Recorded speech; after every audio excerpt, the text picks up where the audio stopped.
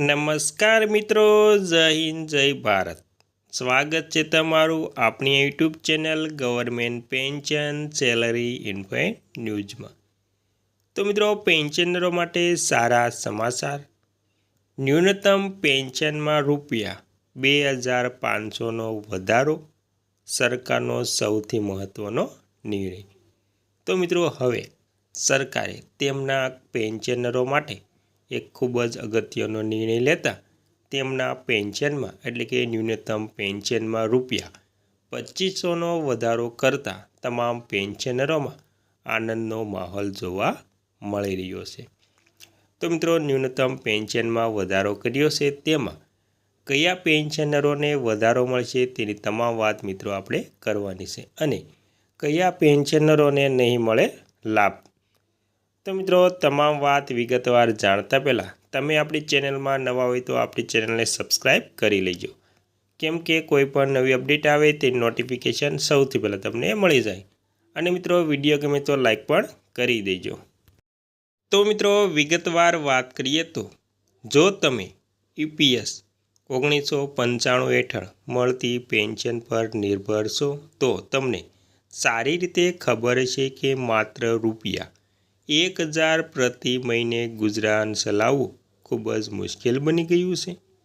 વધતી મોંઘવારી, દવાઓનો ખર્ચ અને રોજિંદા જીવનનો એટલે કે રોજિંદા જરૂરિયાતોનો ભાવમાં પણ વધારો થવા લાગ્યો છે. તેથી હવે પેન્શન વર્ષનો લગભગ જે EPF મિનિમમ પેન્શન છે તેમાં 2026માં હાઇક એટલે કે વધારો થયો છે.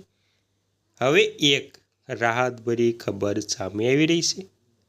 કર્મચારી ભવિષ્ય નિધિ સંગઠન EPFO 2025માં ન્યૂનતમ પેન્શન ₹1,000થી વધારીને ₹2,500 કરવાની તૈયારીમાં છે. મિત્રો, દેશના 60 લાખથી વધુ નિવૃત્ત કર્મચારીઓ માટે આ પગલું નાણાકીય રીતે મોટી મદદ સાબિત થઈ શકે છે.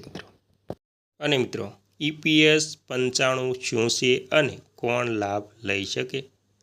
તો મિત્રો, એમ્પ્લોય પેન્શન સ્કીમ EPS 95 હેઠળ 1995માં EPF કાયદા હેઠળ શરૂ કરવામાં આવી હતી.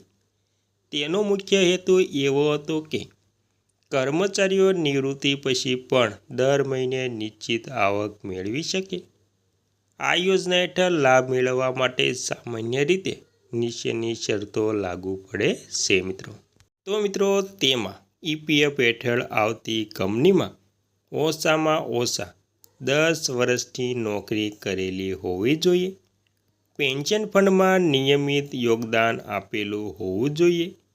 આ સિસ્ટમમાં નિયમનતા દ્વારા કરવામાં આવતી EPF જમા રકમની 8.33% ભાગ પેન્શન ફંડમાં જમા થાય છે, જ્યારે કેન્દ્ર સરકાર પણ પોતાના બજેટમાંથી સહાય આપે છે. પરંતુ વર્ષોથી ન્યૂનતમ પેન્શન ₹1,000 જ રહેતા આજના સમયમાં તે જીવન ખર્ચ સામે ખૂબ જ ઓછું સાબિત થયું છે. તો મિત્રો, પેન્શન વધારો એટલો કેમ મહત્ત્વનો છે? તો મિત્રો, જો તો છેલ્લા કેટલાક વર્ષોમાં ખોરાક, દવાઓ, વીજળી અને દૈનિક ખર્ચમાં ભારે વધારો થયો છે. આવી સ્થિતિમાં ₹1,000 મહિને જીવવું ઘણા વરિષ્ઠ નાગરિકો માટે લગભગ અશક્ય બની ગયું છે. લાંબા સમયથી પેન્શનર સંઘ અને મજૂર સંગઠનો સરકાર પાસે પેન્શન વધારાની માંગ કરતા આવ્યા છે. હવે પ્રસ્તાવિત ₹2,500 ન્યૂનતમ પેન્શન ઘણા લોકોને ફરી મોડું આર્થિક સહારો આપી શકે છે. અને મિત્રો, આ માત્ર વધારાની રકમ નથી. ઘણા વડીલો માટે આ સ્વાભિમાન સાથે જીવન જીવવાની આશા છે. ઘણા પરિવારોમાં દર મહિને દવા ખરીદવી કે ઘર ખર્ચ ચલાવવો એમ બંનેમાંથી એક પસંદ કરવાની ફરજ પડે છે. આ વધારો એ મુશ્કેલી ઓછી કરી શકે છે. સરકારની સ્થિતિ અને હાલ શું ચાલી રહ્યું છે? તો મિત્રો EPFO દ્વારા પ્રસ્તાવ પર ગંભીરતાથી વિચાર ચાલી રહ્યો છે અને કેન્દ્ર સરકાર સાથે ચર્ચા ચાલુ છે.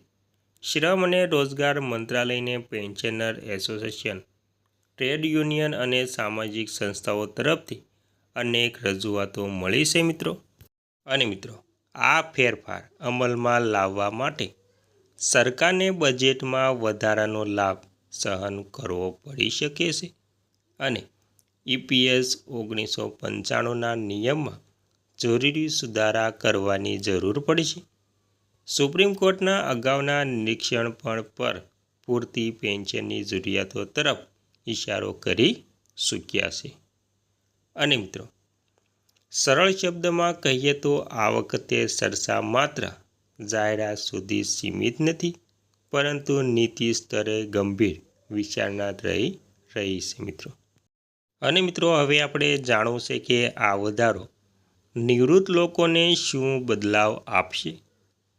તો મિત્રો જો ₹2,500 ન્યૂનતમ પેન્શન અમલમાં આવે તો તે ઘણા નિવૃત્ત લોકોના દૈનિક જીવનમાં મોટો ફેરફાર લાવી શકે છે.